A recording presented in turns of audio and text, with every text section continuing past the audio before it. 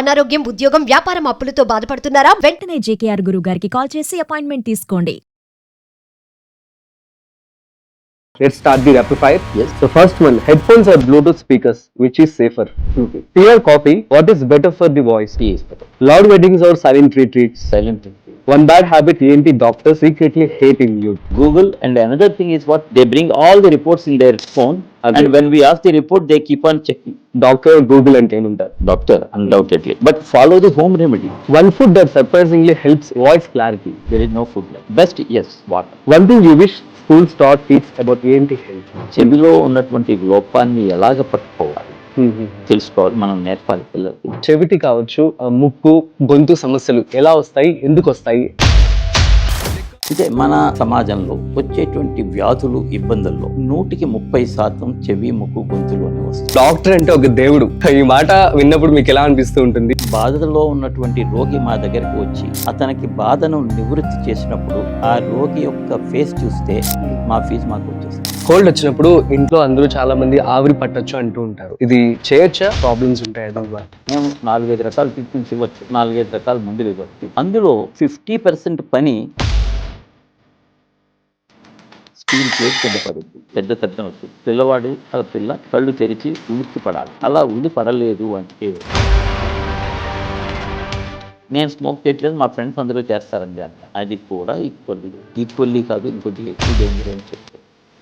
Speaker మన చెవికి ఎంత దగ్గరలో ఉంటే అంత ఎక్కువ డ్యామేజ్ జరుగుతుంది. 195% యాంటీబయాటిక్ వాడాల్సిన అవసరం లేదు. చెవిలో వచ్చే ఇన్ఫెక్షన్స్లో 199 ముక్కు నుంచే వస్తాయి. ముక్కులో ఇన్ఫెక్షన్ చెవికి స్ప్రెడ్ అవుతుంది. సాధారణంగా చెవిలో డైరెక్ట్గా ఇన్ఫెక్షన్ రాదు. పిల్లలకి కార్టూన్ కానీ, వీడియో కానీ, టీవీ కానీ చూపించారు చాలా తక్కువ సమయం, వీలైనంత తక్కువ సమయం చూపించి ఎక్కువసేపు వారితో గడిపినట్టయితే వారిలో మాటలు బాగా వస్తాయి. తినేటప్పుడు మంట పుట్టడం, మార్నింగ్ ఉమ్మినప్పుడు రక్తం జీర కనిపించడం, తింటున్నప్పుడు షార్ప్ పెయిన్ ఉండడం, ఇవన్నీ కూడా థ్రోట్ క్యాన్సర్ యొక్క లక్షణాలు. సో మా మదర్ కూడా పుట్టుకతోనే డెఫ్ అండ్ మ్యూట్ అనమాట. బై బర్త్ ట్విన్స్ గా పుట్టారట 7 months అప్పుడు. ఇట్లా మాటలు వస్తాయని చెప్పి అనుకున్నారు, బట్ రాలేదన్నమాట. టినిటస్ మీరు చెప్పగానే నాకు కొద్దిగా డిప్రెషన్ వస్తుంది. ఎంచేతంటే టినిటస్ ని ఇప్పటికీ కూడా మేము నయం చేయలేకపోతే చాలా కేసులు పుట్టుకతోటే వినికిడి లేకపోవడం వల్ల, వాళ్ళు శబ్దం అనేది వినకపోవడం వల్ల శబ్దాన్ని ఎలా ఉచ్చరించాలో కూడా వాళ్ళు నేర్చుకోలేకపోతారు ఆ పిల్లలు.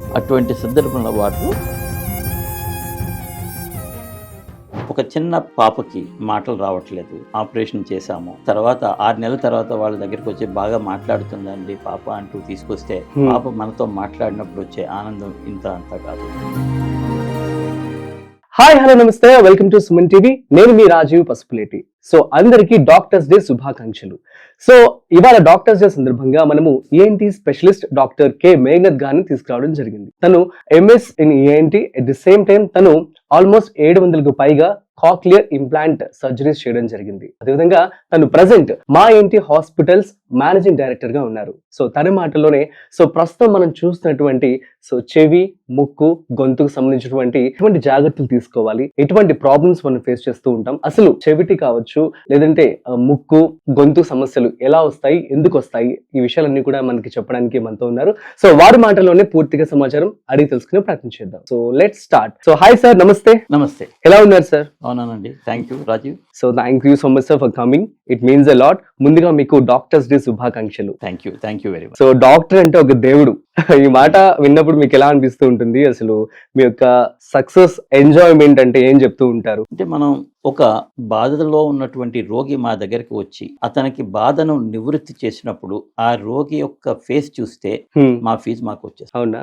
That is very very satisfying and gives a lot of energy and enthusiasm and inspiration to do the such activities further. Okay. ఒక చిన్న పాపకి మాటలు రావట్లేదు, ఆపరేషన్ చేశాము, తర్వాత 6 నెలల తర్వాత వాళ్ళ దగ్గరికి వచ్చి బాగా మాట్లాడుతుందండి పాప అంటూ తీసుకొస్తే పాప మనతో మాట్లాడినప్పుడు వచ్చే ఆనందం ఇంత అంత కాదు.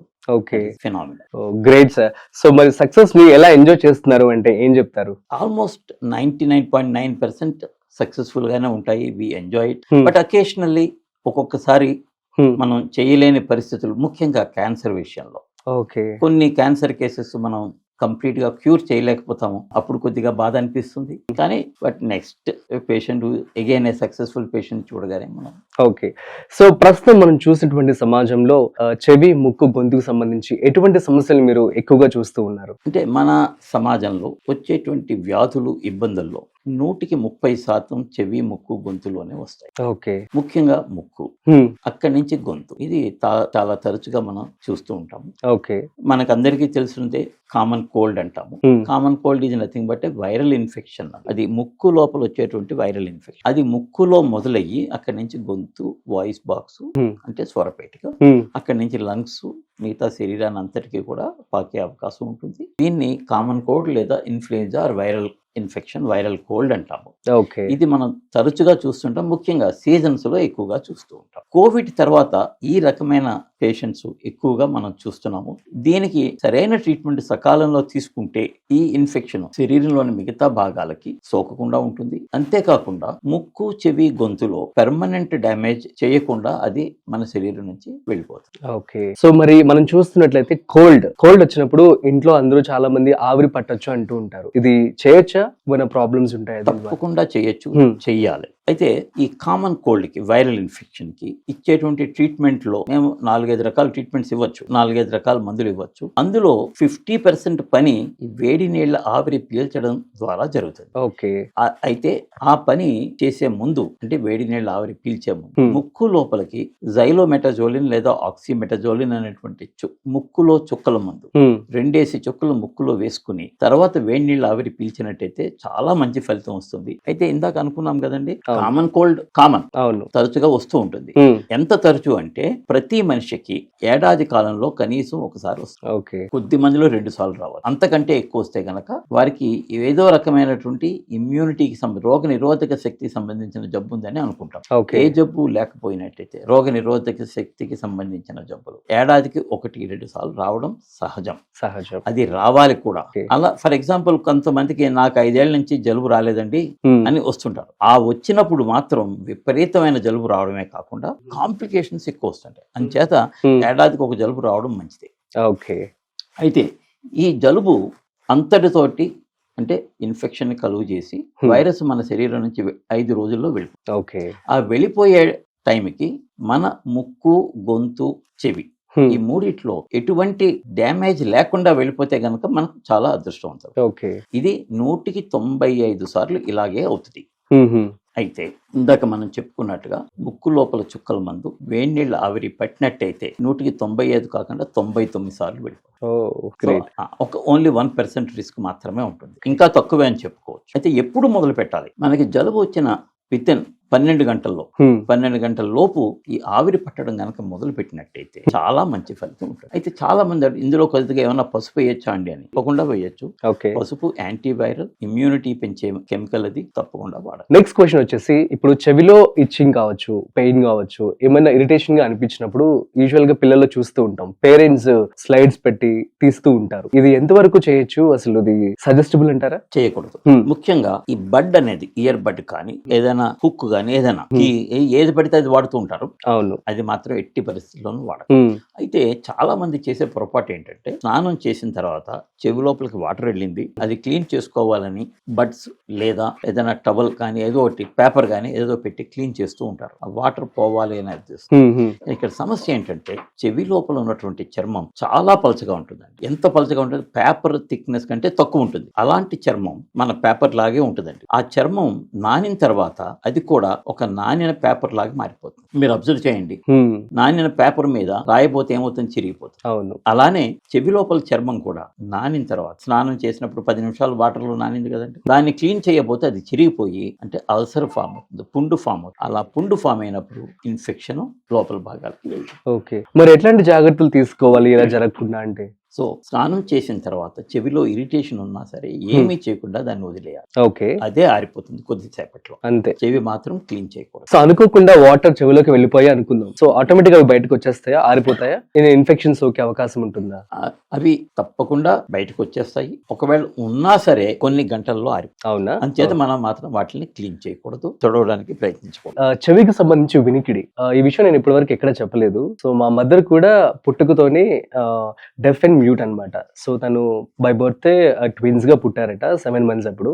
సో అట్లా తనకి మాటలు వస్తాయని చెప్పి అనుకున్నారు, బట్ రాలేదన్నమాట. సో లక్కీగా మాకైతే మాటలు ఇచ్చింది మా మదర్.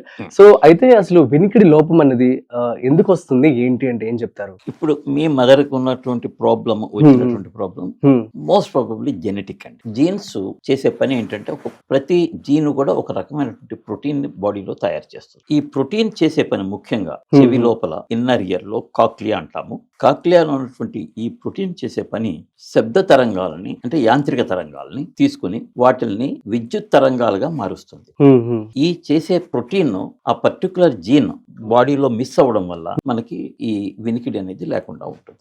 ఇది సాధారణంగా జరిగేటువంటి ఒక లోపం. ఇంచుమించుగా ప్రతి 1000 మందిలో ఒకరికి ఇటువంటి లోపం ఉంటుందని అంచనా.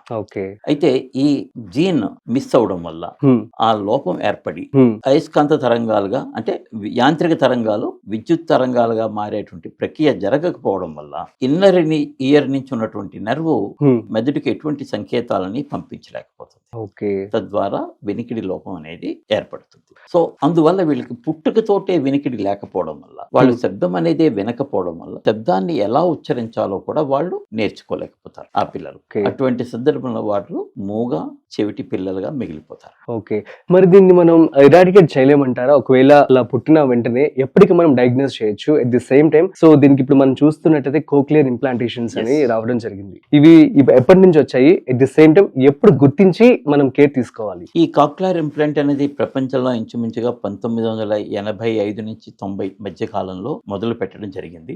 మన దేశంలో 1990-95 మధ్య కాలంలో మొదలు పెట్టడం జరిగింది. అయితే కాక్లియర్ ఇంప్లాంట్ చేయాలంటే వినికిడి లోపం 75% మించి ఉండాలి 2 చెవుల్లోనూ. హీరింగ్ ఎయిడ్ పెట్టినప్పుడు వారికి ఏ విధమైనటువంటి బెనిఫిట్ లేకపోయిన సందర్భంలో మనం కాక్లియర్ ఇంప్లాంట్ అనేటువంటి ఆపరేషన్ చేస్తాం. ఇక్కడ మనం ఇందాక చెప్పుకున్నాం కదండి, ఒక ప్రోటీన్ లోపం వల్ల యాంత్రిక తరంగాల్ని విద్యుత్ తరంగాలుగా మార్చే ప్రక్రియలో లోపం ఏర్పడి ఆగిపోతుంది. ఇక్కడ కాక్లియర్ ఇంప్లాంట్ అనే ఒక దాన్ని అంటే ఒక చిన్న కంప్యూటర్ అని చెప్పుకోవచ్చు. మనం చర్మం కింద పెట్టి, ఇక్కడ చెవి పైన చర్మం కింద పెట్టి దాని యొక్క ఎలక్ట్రోడ్ వైర్ని కాక్లియర్ నర్వ్ దగ్గర పెడతాం. అంటే కాక్లియా చేసేటువంటి పని ఏది ఉందో అది మనం లోపల పెట్టినటువంటి ఇంప్లాంట్ చేస్తుంది. అయితే ఈ లోపల పెట్టినటువంటి ఇంప్లాంట్, చర్మం కింద పెట్టినటువంటి ఇంప్లాంట్ శబ్దాన్ని వినలేదు, ఎందుకంటే బయట చర్మం ఉంది కాబట్టి. ఇప్పుడు మనం మైక్ పెట్టుకున్నాము, ఇలా బయట ఉంటేనే మనకి ఆ మైక్ శబ్దాన్ని గ్రహిస్తుంది, అంతే కదా. అలానే సో ఒక మైక్ అనేది చెవి పైన పెట్టడం జరుగుతుంది. ఆ మైక్ శబ్దాలని గ్రహించి వాటిల్ని ఎలక్ట్రోమాగ్నెటిక్ అంటే విద్యుత్ అయస్కాంత తరంగాలుగా మార్చి లోపల ఉన్న ఇంప్లాంట్కి అందజేస్తుంది. లోపల ఉన్న ఇంప్లాంట్ వాటిల్ని ఎలక్ట్రికల్ వేవ్స్ మార్చి అంటే ఎలక్ట్రాన్స్ కింద మార్చి వాటిని నరానికి అందిస్తుంది. ఆ నరం ఆ ఎలక్ట్రాన్స్ లేదా ఆ తరంగాలని విద్యుత్తుని మన మెదడుకు తీసుకెళ్లడం ద్వారా మెదడు శబ్దాలని విన్నట్టుగా తెలుసు. సో మామూలుగా జరిగే ప్రక్రియలో వచ్చిన లోపాన్ని మనం ఆపరేషన్ ద్వారా ఒక చిన్న కంప్యూటర్ ని చర్మం కింద పెట్టి బయట ఒక ప్రాసెసర్ ని పెట్టి అంటే మైక్రోఫోన్ పెట్టి ఇది సరిచేయడం జరుగుతుంది. సో అదే పుట్టిన తర్వాత ఎప్పుడు గుర్తించాలి దీన్ని ఎగ్జాక్ట్ గా అంటే ఏం చెప్తారు? పుట్టిన పిల్లల్లో పుట్టిన రోజు నాడే వినికిడి లోపం ఉందా లేదా అనేది మనం ఒక టెస్ట్ ద్వారా గుర్తించాలి. ఆటో ఎకాస్టిక్ ఎమిషన్స్ లేదా AABR అంటాము. ఈ రకమైన కంప్యూటరైజ్డ్ టెస్టింగ్ చేయడానికి 15 సెకండ్లు పడుతుంది అంతే. అంటే పుట్టినరోజు నుంచి మనం కనిపెట్టచ్చు. అయితే ఒక్కసారి టెస్ట్ చేసి వినికిడి లోపం ఉంది అని నిర్ధారించం. మనం పుట్టినప్పుడు టెస్ట్ చేస్తాము. పాస్ అయితే అంటే నార్మల్ రిపోర్ట్ వస్తే ఇంకేం చేయక్కర్లేదు. ఒకవేళ ఫెయిల్ అయితే ఏదైనా చిన్న చిన్న లోపాల వల్ల ఫెయిల్ అయింది, టెస్ట్ రిజల్ట్ సరిగ్గా రాలేదనే ఉద్దేశంతో మళ్ళీ 3 నెలల వయసులో ఇంకా అడ్వాన్స్డ్ టెస్టులు కూడా చేస్తాం. చేసి వినికిడి లోపాన్ని 6 నెలల వయసు వచ్చేటప్పటికి మనం నిర్ధారిస్తాం. 6 నెలల వయసులో మనం వినికిడి లోపాన్ని నిర్ధారించినట్టయితే దానికి హీరింగ్ ఎయిడ్స్ వినికిడి సాధనాలను అమర్చి వినికిడి పెంచడానికి ప్రయత్నిస్తాం. 9 నెలల వయసు వచ్చేసరికి వినికిడి సాధనాలతో మంచి ఫలితం ఉంటే వినికిడి సాధనాలనే మనం కంటిన్యూ చేస్తాము. అంటే బయట పెట్టేటువంటి వినికిడి సాధనం ఆపరేషన్ లేకుండా. అలా వినికిడి సాధనంతో సరైన ఫలితం రాని సందర్భంలో కాక్లియర్ ఇంప్లాంట్ అనేటువంటి ఆపరేషన్ కోసం మేము పిల్లల తల్లిదండ్రులకి సజెస్ట్ చేస్తాము. ఈ ఆపరేషన్ ఏడాది లోపు చేసినట్టయితే పిల్లలు మనలానే చక్కగా మాట్లాడతారు. ఈ ఆపరేషన్ 2 చెవులకి చేసినట్టయితే పిల్లలకి 100% వినికిడి లభిస్తుంది. ఒక చెవికి చేసినట్టయితే 50% కాదు 80% వినికిడి లభిస్తుంది. ఓకే, ఒక చెవికి చేస్తే చేసినా కూడా 80% వస్తుంది, 100% రాకపోయినా. 50 కాదు 80% వరకు వారికి వినికిడి ఇంప్రూవ్మెంట్ వస్తుంది. యూజువల్ గా మీరు 2 చెవులకి చేస్తూ ఉంటారా లేదంటే? అది తల్లిదండ్రుల యొక్క బడ్జెట్, ఫైనాన్షియల్ బడ్జెట్. ఓకే, ఒకటైతే తప్పకుండా చేయాలి, 2 చేయగలిగితే మంచిది. ఓకే. అయితే పిల్లలు యొక్క తల్లిదండ్రులు ఎప్పుడు వినికిడి లోపాన్ని గుర్తించాలి.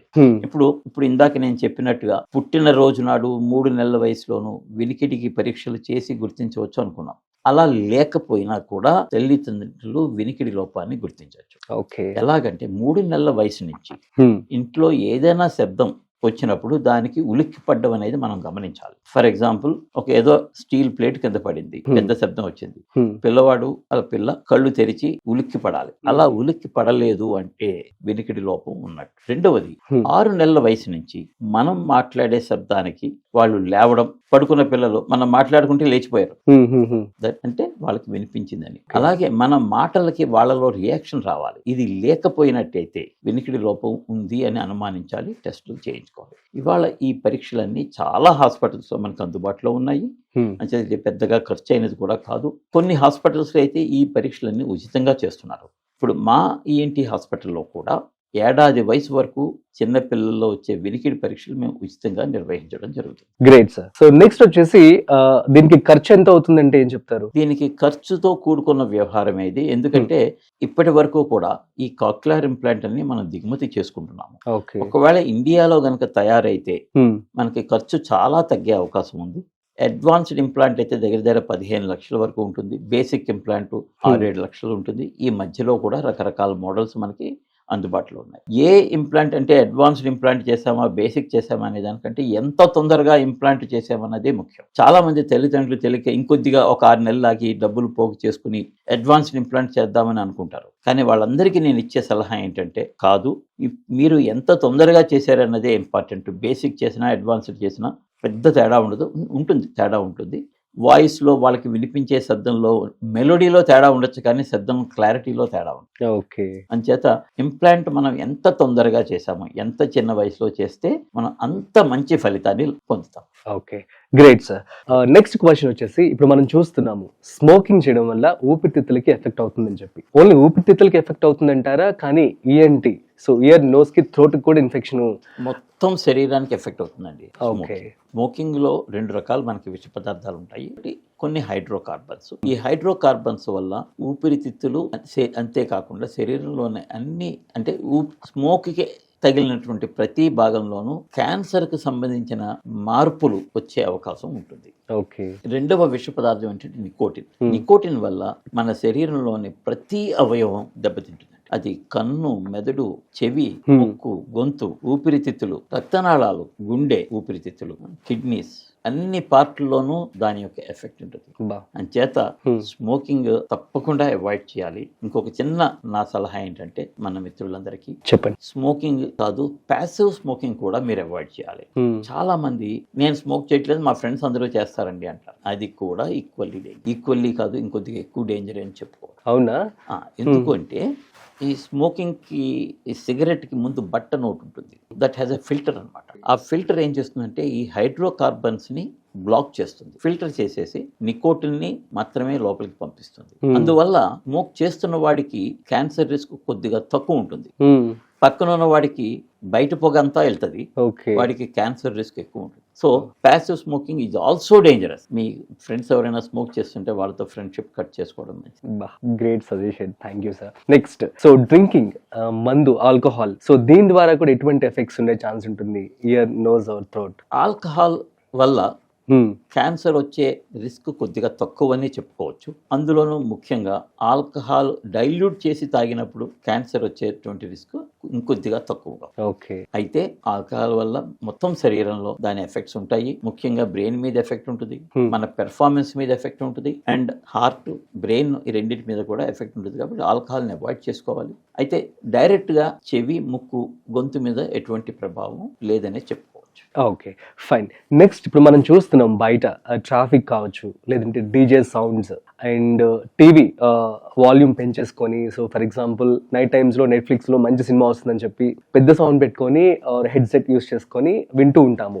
సో దీని ద్వారా ఎంతవరకు మనకి హీరింగ్ డిజబిలిటీ వచ్చే ఛాన్స్ ఉంటుంది, అసలు ఎలాంటి జాగ్రత్తలు తీసుకోవాలి? వీటన్నిటి వల్ల కూడా హీరింగ్ డిజబిలిటీ వచ్చేటువంటి ప్రమాదం ఉంటుంది. అయితే మనం చెప్పుకోవాల్సిందంటే ఏది ఎక్కువ ప్రమాదం, ఏది తక్కువ. టీవీ వాల్యూమ్ ఎక్కువ పెట్టుకొని చూస్తే వచ్చే ప్రమాదం తక్కువ. ఇంచేత స్పీకర్ మనం చాలా దూరంలో ఉంటాం. ఇక్కడ గమనించవలసిన విషయం ఏంటంటే స్పీకర్ మన చెవికి ఎంత దగ్గరలో ఉంటే అంత ఎక్కువ డ్యామేజ్ జరుగుతుంది. సో టీవీ కానీ సినిమా హాల్లో కానీ వచ్చేటువంటి సౌండ్ స్పీకర్స్ దూరంగా ఉండడం వల్ల మనకి తక్కువ డ్యామేజ్ ఉంటుంది. ఓకే, అదే సినిమాని అదే వాల్యూమ్లో హెడ్ ఫోన్స్ పెట్టుకుని చూసినట్టే చాలా ఎక్కువ డ్యామేజ్ ఉంటుంది. ఎందుకంటే ఎక్కువ ఎనర్జీ బయటికి ఎస్కేప్ లేని విధంగా మనం బ్లాక్ చేసుకుని మన చెవిలోకి వెళ్తుంది, కర్ణపేరి మీద పడుతుంది. ఈ ఎక్కువ సౌండ్ వచ్చేసరికి ఇప్పుడు యాక్చువల్గా చెవి లోపల వినికిడి కణాలు ఒక గడ్డి ఎలా ఉంటుంది, పొలంలో గడ్డి ఎలా ఉంటుంది అలా ఉంటాయి. గాలి వీచినప్పుడు గడ్డి ఎలా కదులుతుందో వినికిడి తరంగాలకి గడ్డి కదులుతుంది. అదే ఇమాజిన్ మామూలు గాలికి గడ్డి కదులుతుంది, తుఫాన్ వస్తే పక్కకు ఒరిగిపోతుంది. అవును, అదే జరుగుతుందండి. మీరు డీజేకి వెళ్తారు చాలా మంది, తర్వాత అవే పాటల్ని హెడ్ ఫోన్స్ పెట్టుకుని ఇయర్ ఫోన్స్ పెట్టుకుని వింటుంటారు. మొత్తం ఎనర్జీ అంతా చెవిలోకి వెళ్ళేసరికి చెవి లోపల తుఫాను దానికి వినికిడి కణాలు ఒరిగిపోతాయి, బ్రేక్ అవుతాయి. ఒక్కసారి బ్రేక్ అయిన తర్వాత వినికిడి కణాలు రిపేర్ అయ్యే అవకాశం లేదు. మన శరీరంలో ఏ భాగమైనా సరే, చాలా అడ్వాన్స్డ్ డెవలప్డ్ పార్ట్ ఏదైనా సరే దానికి రిపేర్ అయ్యే కెపాసిటీ ఉంది. కంటి చూపు నరాలకి, వినికిడి నరాలు, మెదడు, ఈ మూడిటికి కూడా రిపేర్ అనేది లేదు. అంచేత వినికిడి నరాలని, వినికిడి అవయవాల్ని మనం జాగ్రత్తగా కాపాడుకోవాలి. ముఖ్యంగా ear phones, head phones, including noise cancellation phones, head phone కూడా వీలైనంత తక్కువ వాడాలి. అయితే నేను ఇదే సలహా ఇచ్చినప్పుడు చాలా మంది చెప్తుంటారు, డాక్టర్ గారు నేను పనిచేసే పనే నాకు 10 మందితో నేను మాట్లాడాలి, సో నాకు హెడ్ ఫోన్స్ పెట్టుకోక తప్పదండి, నా జాబే అది, ఏం చేయాలి? కాల్ సెంటర్లో పనిచేసే వాళ్ళకి కూడా అదే ప్రాబ్లం. వాళ్ళకి నేను ఇచ్చే సలహా ఏంటంటే, అరగంట సేపు ఒక చెవి వినాలి, ఇంకా 15 నిమిషాల తర్వాత ఒక చెవికి రెస్ట్ ఇచ్చి రెండో చెవితో వినాలి. ఇలా చేసుకుంటూ ఉన్నప్పుడు చెవి లోపల 15 నిమిషాలకి రెస్ట్ వచ్చినప్పుడు చెవి లోపల జరిగిన డ్యామేజ్ ఏదైనా ఉన్నా సరే మళ్ళీ సర్దుకునే అవకాశం మనకు ఉంటుంది. సో 15 నిమిషాలు ఇది లిమిట్ అండి. అయితే డ్యామేజ్ ఎప్పుడు అవుతుంది అంటే 60-60 ఫార్ములా. 60 డెసిబుల్స్కి మించి సౌండ్ విన్నప్పుడు, 60 నిమిషాలకు మించి సౌండ్ విన్నప్పుడు తప్పకుండా డ్యామేజ్ అవుతుంది. సో డీజే పార్టీకి వెళ్తారు చాలా మంది, క్లబ్స్ లో చాలా ఎక్కువ సౌండ్ పెడతారు. అది ఎందుకు పెడతారో నాకు ఇప్పటికీ అర్థం కాదు. ఆ సౌండ్ లో హార్ట్ ప్రాబ్లమ్స్ ఎక్కువ వస్తాయండి. రెండవది వినికిడి తరంగాలు లోపల ఉన్నటువంటి కాక్లియా లోపల ఉన్నటువంటి కణాలని, సున్నితమైన కణాలని విరగ్గొట్టేస్తాయి ఆ సౌండ్. అయితే అది ఎంత అయితే మనకి డ్యామేజ్ అనే దానికి మళ్ళీ ఇక్కడ 60-60 ఫార్ములా అండి. 60 డెసిబుల్స్ కంటే ఎక్కువ ఉంటే, 60 నిమిషాల కంటే ఎక్కువ ఉంటే కనుక డ్యామేజ్ అవుతుంది. కానీ కొన్ని డీజేల్లో 70, 80, 90 డెసిబల్స్ కూడా పెడుతూ ఉంటారు. ముఖ్యంగా కొన్ని ఫ్రీక్వెన్సీస్లో కొన్ని కారణాల వల్ల ఎనర్జీ ఎక్కువ ఉంటుందండి. అదే సౌండ్ లెవెల్ అదే ఉన్నప్పటికీ కొన్ని లో ఫ్రీక్వెన్సీ సౌండ్స్, కొన్ని హై ఫ్రీక్వెన్సీ సౌండ్స్లో చెవి లోపలికి వెళ్ళే ఎనర్జీ ఎక్కువ అవ్వడం వల్ల కొన్ని ఫ్రీక్వెన్సీస్ దెబ్బతింటాయి. ముఖ్యంగా 4 కిలో హెర్ట్జ్ ఫ్రీక్వెన్సీ ఉన్నటువంటి సౌండ్స్ లోపల ఎనర్జీ ఎక్కువ ఉంటుంది. అంచేత కాక్లియాలో ఉండేటువంటి సున్నితమైన నాడీ కణాలు 4 కిలో హెర్ట్జ్ దగ్గర దెబ్బతింటాయి. అదే ఇది మేము ఆడియోగ్రామ్ అనే టెస్ట్ చేసినప్పుడు మాకు ఇది తెలిసిపోతుంది. మిగతా ఫ్రీక్వెన్సీస్ లో తక్కువ ఉంటుంది, 4 కిలో హెర్ట్జ్ దగ్గర వారి వినికిడి బలలోపం బాగా ఎక్కువ ఉంటుంది. సో ఇటువంటి సందర్భాల్లో వాళ్ళు వెంటనే వినికిడి శబ్దాలకి దూరంగా ఉండమని మేము సలహా ఇస్తాం. నేను ఒకటి చూసాను సార్ న్యూస్, యాక్చువల్లీ కుడి చెవితో అసలు ఫోన్ మాట్లాడకూడదు, రేడియేషన్ వల్ల ఎఫెక్ట్ అవుతుంది, అందుకని లెఫ్ట్ ఇయర్ తోనే వినాలి, లెఫ్ట్ ఇయర్ తోనే ఫోన్ మాట్లాడాలి అని చెప్పి అంటూ ఉంటారు. ఇది ఎంతవరకు వాస్తవం? అందులో ఏమీ వాస్తవం ఏమి లేదండి. ఏ ఫోన్ అయినా సరే స్పీకర్ ఫోన్ లో పెట్టుకోమని మేము సలహా ఇస్తాం. అవునా? ఓకే. స్పీకర్ లో పెట్టుకున్నట్టయితే మాట వింటాము, చెవిలో ఏ విధమైనటువంటి ఇబ్బంది ఉండదు.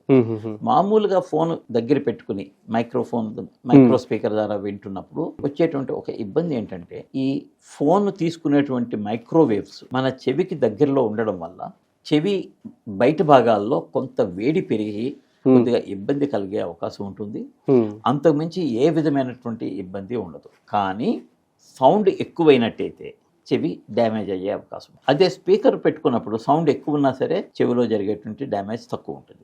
ఇంతకు ముందు కూడా మనం చెప్పుకున్నాం, స్పీకర్ చెవి నుంచి ఎంత దూరంలో ఉంది అనేది చాలా ఇంపార్టెంట్ ఇష్యూ. ఇక్కడ స్పీకర్ ఫోన్లో మనకి స్పీకర్ చెవి నుంచి చాలా దూరంలో ఉంటుంది, అంచేత ఒక విధంగా ఇది మనకి సేఫ్ అని మనం చెప్పుకుంటాం. అయితే కొంతమంది ఏదైనా పర్సనల్ విషయాలు మాట్లాడుకోవాల్సినప్పుడు మాత్రమే చెవి దగ్గర పెట్టుకుంటే మిగతా అప్పుడంతా స్పీకర్ పెట్టుకున్నట్టయితే చెవికి చాలా మంచిది. ఓకే, అయితే ఇందులో ఎలాంటి వాస్తవం లేదంటారు, రేడియేషన్స్ వల్ల కుడి కుడి ఎడమ చెవికి ఎక్కువ ఏదైనా ఒకటే.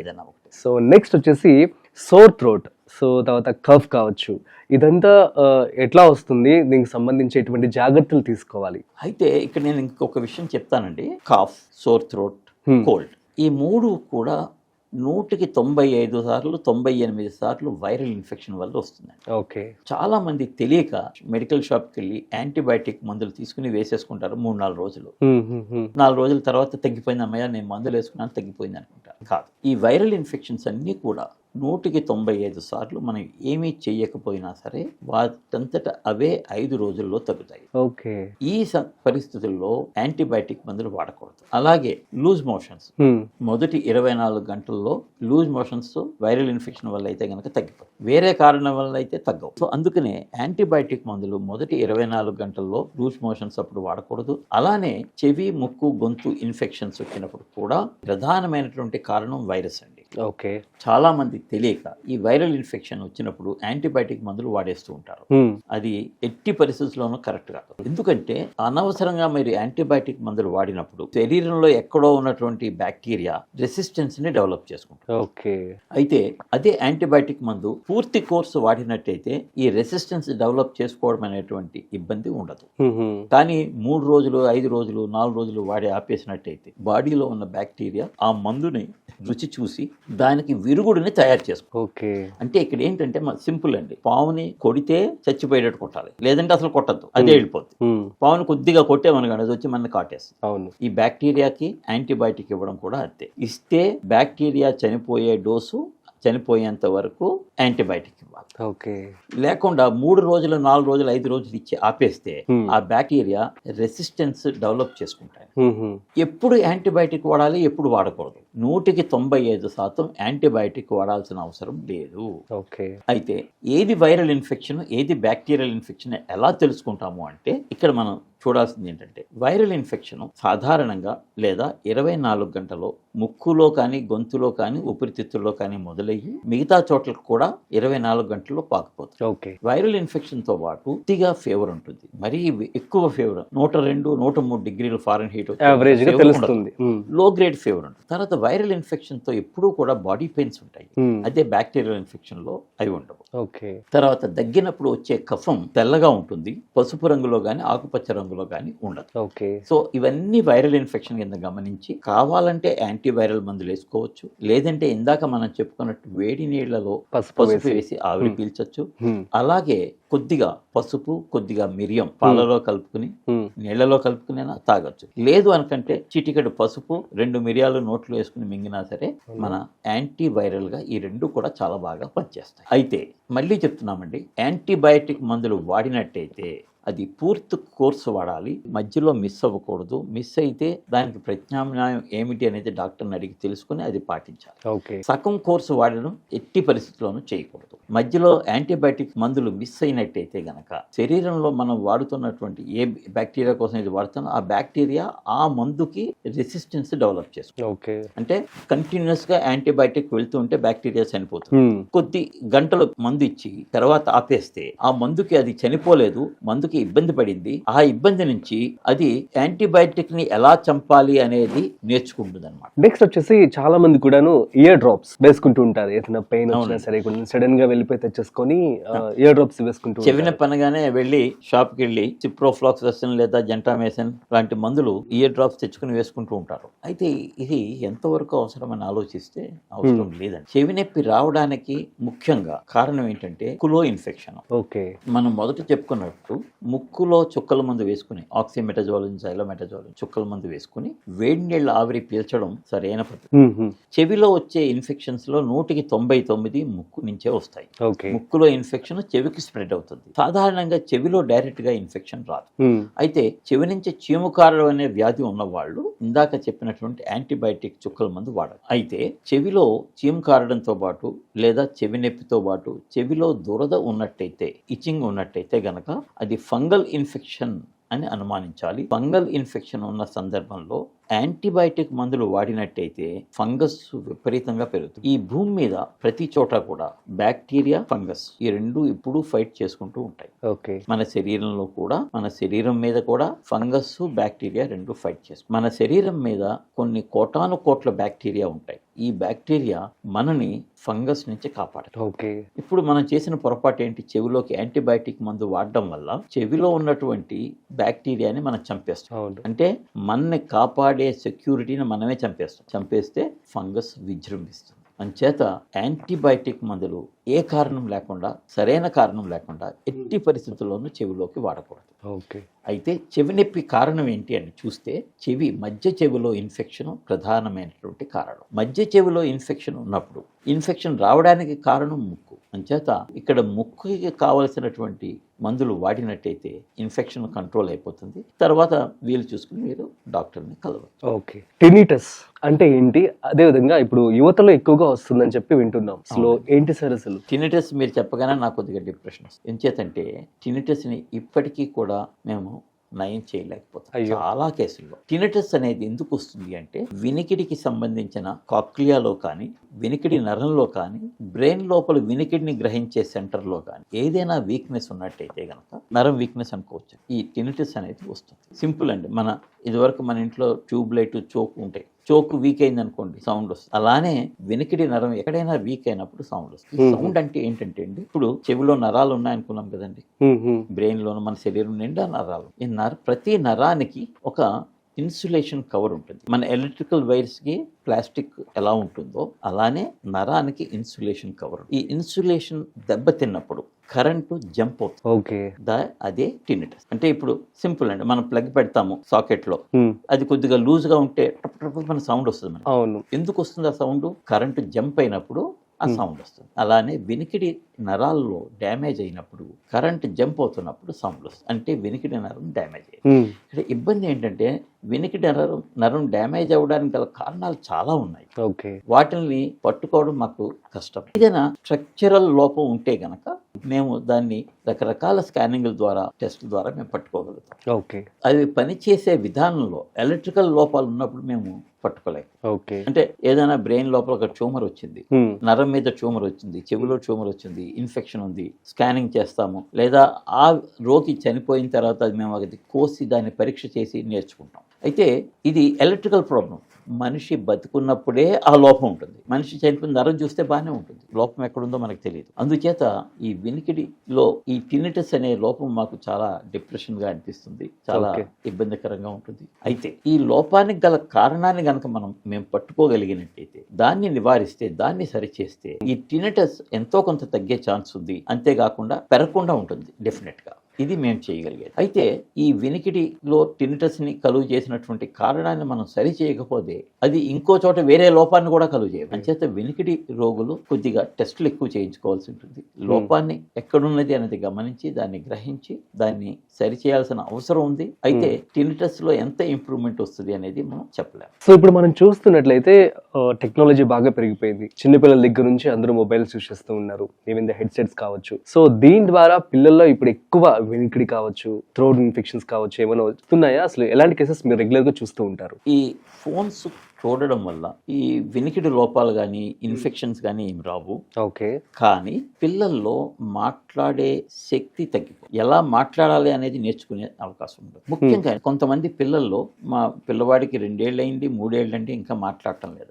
అవునమ్మా, సరేనమ్మా, ఏం చేస్తున్నారమ్మా, మీరేం చేస్తున్నారు? నేను సాఫ్ట్వేర్ ఎంప్లాయీ అండి, నేను జాబ్ చేస్తున్నాను, మా హస్బెండ్ కూడా జాబ్ చేస్తాను. మరి రోజంతా పిల్లవాడు ఏం చేస్తాడు అంటే వాడు కార్టూన్లు చూసుకుంటాడండి, ఫోన్ అంతా వాడేస్తాడండి. చక్కగా వాడికి ఏ కార్టూన్ కావాలంటే ఆ కార్టూన్ పెట్టుకుంటాడండి. వాడికే అన్నీ తెలుసండి, కానీ మాట్లాడతాడు. ఎందుకు మాట్లాడటం లేదు? వాడు ఎవరిని చూసి నేర్చుకోవాలి? తల్లి, తండ్రి లేదా ఇతర ఫ్యామిలీ మెంబర్ తోటి పిల్లలతోటి ఆడుకుంటూ వాళ్ళని చూసి వాళ్ళు ఎలా మాట్లాడుతున్నారు అనేది గ్రహించి వాడు నేర్చుకోవాలి. టామ్ అండ్ జెర్రీ కార్టూన్ చూస్తే ఆ మాటలు ఏమొస్తాయి, అందులో శబ్దాలే ఉంటాయి అంతే, మాటలు లేవు ఆ కార్టూన్ అంతటా. ఇంకోటి, కార్టూన్లో కానీ టీవీలో కానీ మీకు కొద్దిగా సినిమా ఎలా తీస్తారని మీరు తెలుసుకుంటే ముందు సినిమా తీస్తారు, తర్వాత వాయిస్ యాడ్ చేస్తారు. అవును. సో అంచేత ఏమవుతుంది, ఎక్కువ మూమెంట్ వాయిస్ మ్యాచ్ కావు, పర్ఫెక్ట్గా మ్యాచ్ కావు. అవును. అంచేత వాళ్ళు సినిమాలు చూసి, టీవీ చూసి, కార్టూన్లు చూసి మాటలు నేర్చుకునే అవకాశం లేదు వాళ్ళకి. అయితే ఇబ్బంది ఏంటంటే ఈ నేర్చుకునే వయసు ఇంతకుముందు మనం చెప్పుకున్నాం, ఏడాది నుంచి 2 ఏళ్ల వయసు వరకు బాగుంటుంది, 2 నుంచి 3కి తగ్గిపోతూ ఉంటుంది. 3 ఏళ్లకి మాటలు రాకపోతే తర్వాత మనం ఇవన్నీ సరిచేసినా సరే వారికి మాటలు వచ్చేటువంటి అవకాశం తగ్గిపోతుంది. వచ్చినా సరే తక్కువ వస్తాయి, క్లారిటీ ఉండదు. అంచేత చిన్న పిల్లలకి కార్టూన్ కానీ, వీడియో కానీ, టీవీ కానీ చూపించేటప్పుడు చాలా తక్కువ సమయం, వీలైనంత తక్కువ సమయం చూపించి ఎక్కువసేపు వారితో గడిపినట్టయితే వారిలో మాటలు బాగా వస్తాయి. సార్, సైనస్ కి పూర్తిగా రికవరీ ఉంటుందా? చాలా మంది అడిగేటువంటి క్వశ్చన్ అండి. మాకు పేషెంట్స్ కూడా ఇదే క్వశ్చన్ అడుగుతారు, సైనస్ ఉంది అంటే అయ్యో నాకు సైనస్ అయితే ఇంకా తగ్గదండి అంటారు. లేదమ్మా తగ్గుతుంది, లేదండి మాకు తెలిసిన వాళ్ళు చాలా మంది ఆపరేషన్ చేయించుకున్నారండి అయినా తగ్గలేదండి. ఇక్కడ 2 ఇబ్బందులు ఉన్నాయండి. సైనస్కి సరైన రిజల్ట్స్ లేవు అని పేషెంట్స్ అనుకోవడంలో కొంత నిజం ఉంది. కారణం ఏంటంటే, ఒకటి, సైనస్ రావడానికి ప్రధానమైనటువంటి కారణం ఎలర్జీ. ఓకే. రెండవ కారణం సైనస్ నిర్మాణంలో ఉన్నటువంటి లోపాలు. ఓకే. ఈ రెండిటిని మనం సరిచేసినట్టయితే తప్పకుండా మంచి ఫలితం లభిస్తుంది. So allergy in the sense మనం థింగ్స్ క్లీన్ గా పెట్టుకోవడం అంటే. ఎలర్జీ ఎక్కడెక్కడ ఉందో క్లీన్ చేసుకోవాలి. అయితే ఇదంత తేలిక కాదు. చాలా మందిలో డస్ట్ మైట్ ఎలర్జీ ఉంటుందండి. డస్ట్ మైట్స్ అనేవి చిన్న చిన్న పురుగులు, ఇన్సెక్ట్స్. అవును. ఈ ఇన్సెక్ట్స్ మన కార్పెట్స్ లోను, సోఫాల్లోను, మ్యాట్రెస్లోను, పరుపుల్లోను, పిల్లోస్లోనూ ఉంటాయి. ఎన్ని ఉంటాయంటే కొన్ని లక్షల సంఖ్యలో ఉంటాయి. మనం ఒక కొత్త పరుపు కొనుక్కున్నాక, కొన్ని ఇంటికి తెచ్చుకున్నాక ఒక 1 వీక్ లోపల అవి ఎలాగో అక్కడికి చేరిపోతాయి. అవి లక్షల సంఖ్యలో ఉంటాయి. వీటిని తీసేయడం అనేది ఇంపాసిబుల్. మరి ఎలాంటి జాగ్రత్తలు తీసుకోవాలి? అయితే వీటికి మనకి ఎలర్జీ ఉంటే దానికి ఇమ్యూనైజేషన్, మనం వ్యాక్సిన్ తీసుకోవడం ఒక మార్గం. రెండవది యాంటీ ఎలర్జీ టాబ్లెట్స్ ట్రీట్మెంట్ తీసుకోవడం ఇంకొక మార్గం. మూడవ మార్గం ఏంటంటే డస్ట్ మైట్ ప్రొటెక్షన్ కవర్స్ అని ఉంటాయండి. అంటే ఈ ఇన్సెక్ట్స్ కదా, చిన్న ఇన్సెక్ట్స్ బయటికి రాలేని విధంగా సన్నటి హోల్స్ ఉన్నటువంటి mattress covers.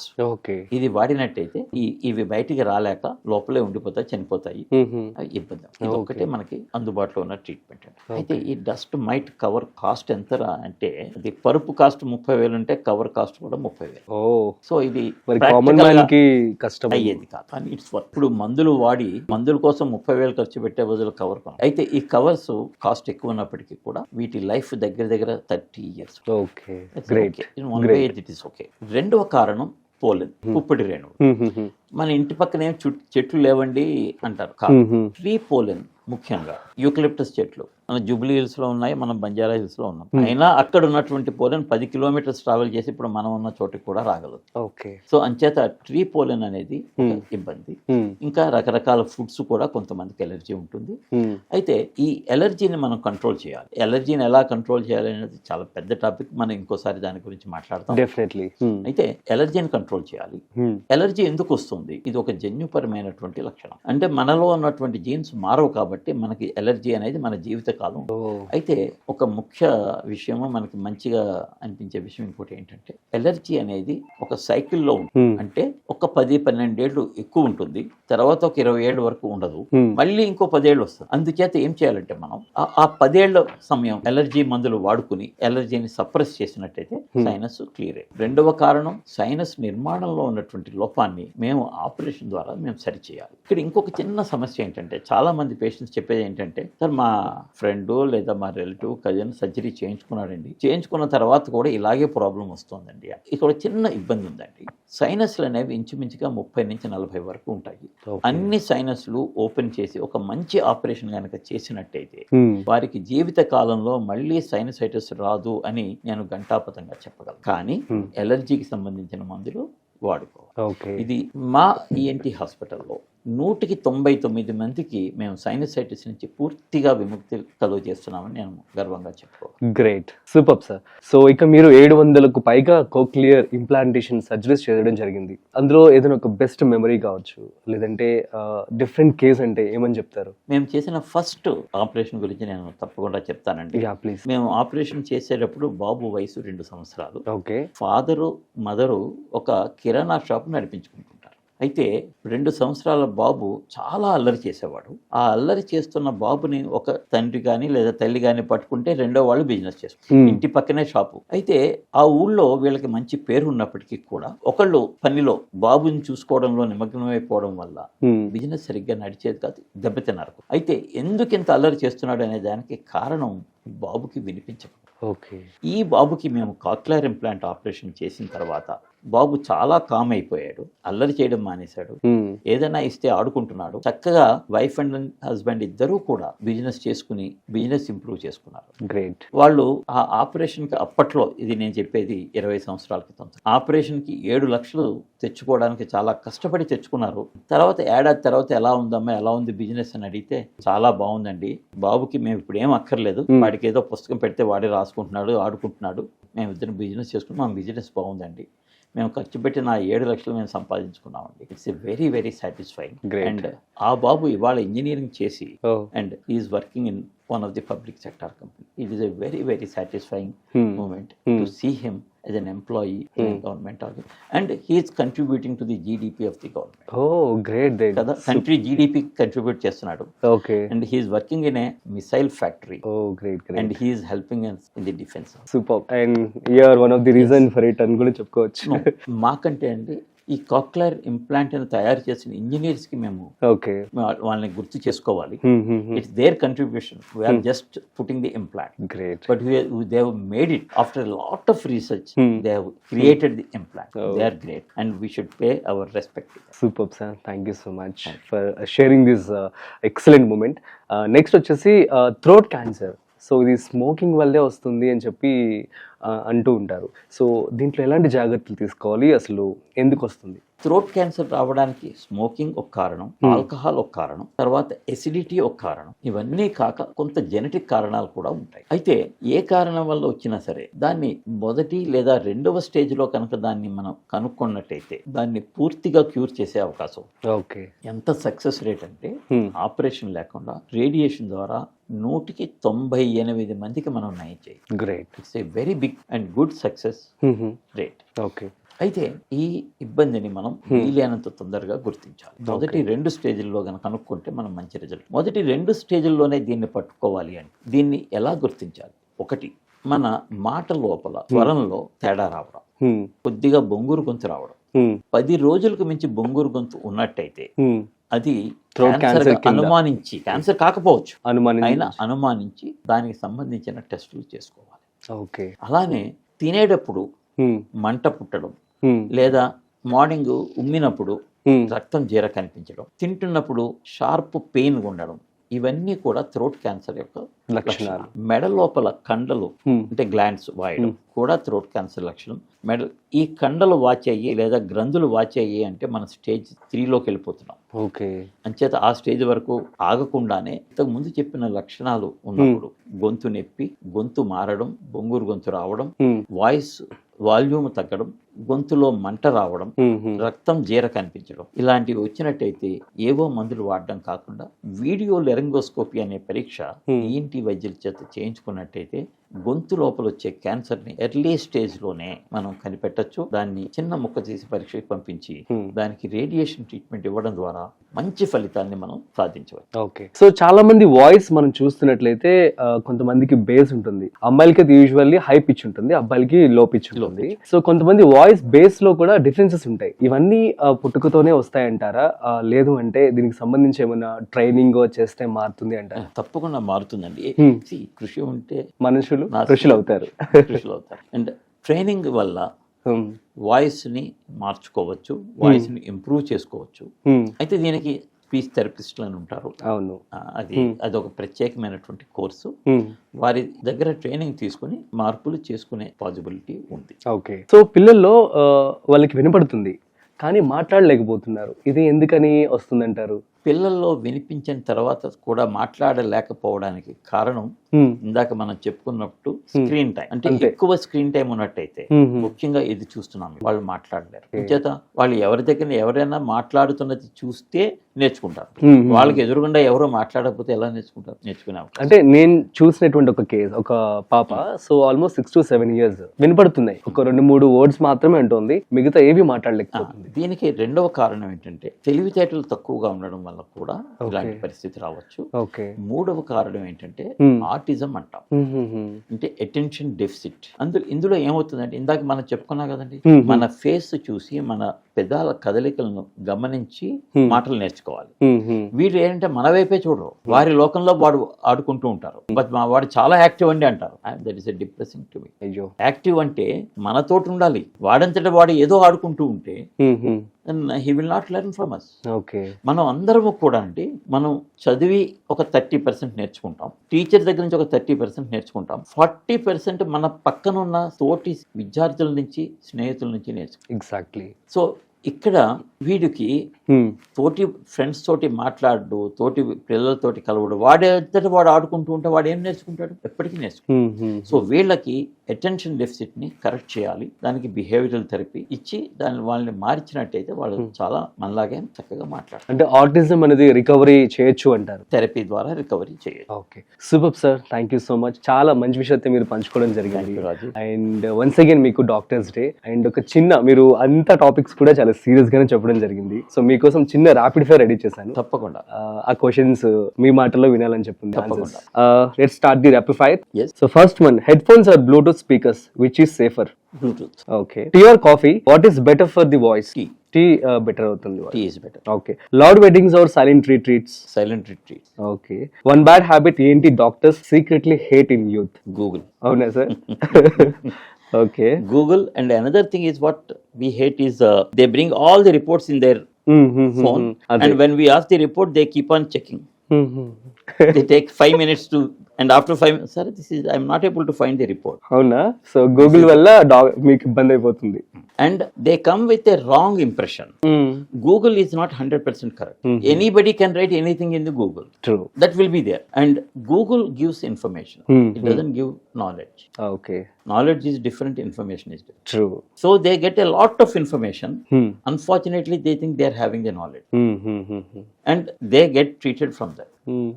And for us to bring them back from that wrong information, wrong knowledge into the track is little difficult. అవును. సో అప్పుడు మీరు మంచి క్లాస్ ఇస్తారా? క్లాస్ ఇచ్చినా కూడా అంత తేలిగ్గా రారు, మేము ఏం చేయలేము. ఇంకా నమస్తే పెట్టారు. నెక్స్ట్, ఇఫ్ ఎవరికైనా ఎయిర్ పెయిన్ ఉందనుకోండి, సో యా అదే మీరు చెప్పింది, డాక్టర్ గూగుల్ అంటే ఏమంటారు? Doctor, undoubtedly, yes. But follow the home remedy. For that, you look at the home remedy in the Google. The issue is Google has a lot of information. Exactly. It has correct information, it has wrong information. True. But the problem is, which is correct, which is wrong? Common man doesn't know. I know what is correct, what is wrong. But both are there in the. So for example, for ear pain, what is to be done is also there in the Google. What is not correct is also there in the Google. So what is correct is you have to, I will put it this way, follow the home remedies of a good website. Okay. Right? So what I suggest every Google people, you see from where you are reading. Like you are reading from an ENT surgeon. Yes, ENT surgeon will never write a wrong in Google. Or a hospital, or National Informatics Bureau, no, they will not write wrong. Okay. But some ex person writes as a comment in one of the for somebody's question. Who is a common man? He doesn't have a knowledge. What he thinks he will write. అవును. And that could be wrong. So all what I tell them is, see from where you are reading in the Google. Who has published that information in the Google? Okay. That is the most. Then you look for the credible information from the Google. Okay, great sir. One food that surprisingly helps voice clarity? There is no food like. అవునా? Best, yes, water. Okay. Water. Hot water. Plain water. Okay. Need not be very cool. Your reaction when someone says it's just a ear bags, no big deal? No big deal. Yes, you can clean yourself. Who sir? Many times patient sir నాకేం problem చెప్పి ఒకసారి clean చేశాను sir అంటారు. Clean చేసిన తర్వాత clean చేయడానికి 500 rupees అండి అంటారు. నేను వాళ్ళకి చెప్పేది ఒకటే, మీ అబ్బాయి చేత క్లీన్ చేయించుకోండి, మీరేం డబ్బులు ఇవ్వక్కర్లేదు. You will get traumatized, get the injured. So it's not చిన్న పని అని కాదు, ఆ చిన్న పని చేయడానికి మేము ఎంత ట్రైనింగ్ తీసుకున్నాం అనేది important. That's what they have to understand. One common myth about ear phones you want to burst right now? Year phone అనేది ఒక చెవిలోనే 15 నిమిషాలు పెట్టుకోవాలి, తర్వాత 15 నిమిషాలు రెండో చెవిలో పెట్టుకోవాలి, Hmm. ఆ తర్వాత మళ్ళీ మొదటి చెవికి రావాలి. Okay. అంటే ప్రతి చెవికి కూడా ఇయర్ ఫోన్ వాడేటప్పుడు 15 నిమిషాలు రెస్ట్ ఇచ్చినట్టయితే అది చెవికి ఎటువంటి ఇబ్బంది ఎఫెక్ట్ లేకుండా ఉంటుంది. One thing you wish schools taught kids about ఏంటి హెల్త్? చెవి ముఖ్యంగా చెవిలో ఉన్నటువంటి లోపాన్ని ఎలాగ పట్టుకోవాలి తెలుసుకోవాలి, మనం నేర్పాలి పిల్లలకి. యాక్చువల్గా మనకి పిల్లల సిలబస్లో హెల్త్ ఎడ్యుకేషన్ అనే టాపిక్ లేదు ప్రస్తుతానికి, నాకు తెలిసినంత. అది ఉన్నట్టయితే మన సమాజంలో ఉండేటువంటి జబ్బులు సకానికి సగం తగ్గి. ఇప్పుడు ఇందాక మనం చెప్పుకున్నాం థ్రోట్ క్యాన్సర్ ని ఎలాగా ఎర్లీగా పట్టుకోవాలి, అది ఎంతమంది తెలుసు తెలియదు. అవును. ఇదే ఈ చిన్న టాపిక్ 6వ తరగతిలోనో 8వ తరగతిలోనో పెట్టినట్టయితే మన అందరికీ తెలిసిపోయి ఉండేది. అవును. అలానే వైరల్ ఇన్ఫెక్షన్ వచ్చినప్పుడు యాంటీబయాటిక్ వాడకూడదు అనే విషయం మనకు పుస్తకాల్లో మేము చెప్తే గానీ తెలియదు, పుస్తకాల్లో లేదు. చిన్నప్పుడు చిన్న పిల్లలు చదువుకునే పుస్తకాలు. అవును. అలానే డ్రైవింగ్ చేసేటప్పుడు ఎడం వైపునే డ్రైవ్ చేయాలి, సిగ్నల్ వస్తే ఆపాలి, ఇలాంటివన్నీ కూడా మనం చిన్న పిల్లలకి కనుక చెప్పినట్టయితే, apart from the science, maths and social, so civics అనేది మేము చదువుకున్నాము, కానీ ఇప్పుడు పిల్లలకి అది సబ్జెక్ట్ లో లేదు. సివిక్స్ రావాలి, హెల్త్ సైన్స్ రావాలి. ఈ రెండు వచ్చినట్టయితే మన హాస్పిటల్స్ మీద ఉన్నటువంటి బర్డెన్ 50% తగ్గిపోతుంది. ఇప్పుడు ఇందాక మనం చెప్పుకున్నాం, చెవిలో వచ్చే ఇన్ఫెక్షన్స్ అన్నిటికీ కారణం జలుబు వచ్చినప్పుడు ట్రీట్మెంట్ తీసుకుంటే దాని నుంచి వచ్చే కాంప్లికేషన్స్ 95% తగ్గిపోతాయి. ఏం ట్రీట్మెంట్ చేయాలి? ఆవిరి, పసుపు, వేడి నీళ్ళు ఆవిరి, ముక్కు లోపలికి చుక్కల మందు. ఈ చుక్కల మందు ఎలా వేసుకోవాలి? 1 or 2 drops ఒక పర్టికులర్ పొజిషన్ లో వేసుకోవాలి. మంచం మీద పడుకొని మెడ వెనక్కి వంచి పిల్లో ఛాతీ కింద పెట్టుకుని చెవి చిన్నం 2 వెర్టికల్ లైన్ లో ఉండే పద్ధతిలో డ్రాప్స్ వేసుకుని 2 నిమిషాలు అలాగే ఉండి తర్వాత లేచి వేడి నీళ్ళు ఆవిరి పీల్చినట్టయితే జలుబు నుంచి, వైరల్ కోల్డ్ నుంచి వచ్చే ఇన్ఫెక్షన్స్ 95% తగ్గి. సార్, ఈ స్టేజ్ వరకు రావడానికి ఒక థ్యాంక్స్ చెప్పాలంటే మీ లైఫ్ లో ఒక ముగ్గురికి ఎవరికి చెప్తారు? ఫస్ట్ మాకు ప్రొఫెసర్స్ అండి, తర్వాత పేషెంట్, వీళ్ళిద్దరే అంతే. అండ్ మాకు సపోర్టింగ్ స్టాఫ్. ఈ సపోర్టింగ్ స్టాఫ్ లేకపోతే కనుక మేము ఏం చేయలేము. ప్రొఫెసర్ మాకు నేర్పించకపోతే మేము ఈ పొజిషన్ లో ఉండేవాళ్ళం. అవును, అవును. మాకు నేర్చుకోవడానికి అవకాశం ఇచ్చింది మళ్ళీ పేషెంటే కదా. మేము అంటే పుస్తకంలో ఇందాక అనుకున్నాం కదండి, ఇన్ఫర్మేషన్, నాలెడ్జ్ అని. పుస్తకంలో చదివితే మాకు వచ్చేది ఇన్ఫర్మేషన్, అది పేషెంట్ ని చూసినప్పుడు అది నాలెడ్జ్ కింద మారుతుంది. నాలెడ్జ్ మాకు వచ్చింది అంటే పేషెంట్, పుస్తకాల నుంచి నాలెడ్జ్. సో ఎప్పటికీ మేము రుణపడి ఉండేది పేషెంట్ కి. Super sir, thank you so much. ఇట్లాగే మీరు మంచిగా సర్వీస్ చేస్తూ ఉండాలని చెప్పి మనస్ఫూర్తిగా కోరుకుంటున్నాము. And it means a lot. So once again మీకు డాక్టర్స్ డే.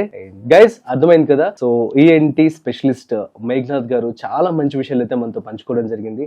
కాబట్టి ఇక నుంచి సో ఒక్కటి కాదు, నాకు తెలిసి ఈ పాడ్కాస్ట్ లో చాలా చాలా మంచి విషయాలు అయితే చెప్పడం జరిగింది. సో మీ అందరికి కూడా బాగా యూజ్ అవుతుందని చెప్పి అనుకుంటున్నాను. సో మా తరపు నుంచి, సుమన్ టీవీ తరపు నుంచి ఎక్కువ హెడ్సెట్ కావచ్చు, నాయిస్ కావచ్చు, డీజెస్, వీటన్నిటికి కూడా కొంచెం దూరంగా ఉండండి. అట్ ది సేమ్ టైం మీ యొక్క హెల్త్ గురించి మీరు కూడా మంచిగా కేర్ తీసుకుంటే బాగుంటుంది. That's it. సో మరొక ఇంట్రెస్టింగ్ కాంటెంట్ తో మళ్ళీ కలుద్దాం. అంతవరకు చూస్తూనే ఉండండి Suman TV. This is Rajiv signing off. Video నచ్చినట్లయితే like, share and subscribe. Thanks for watching.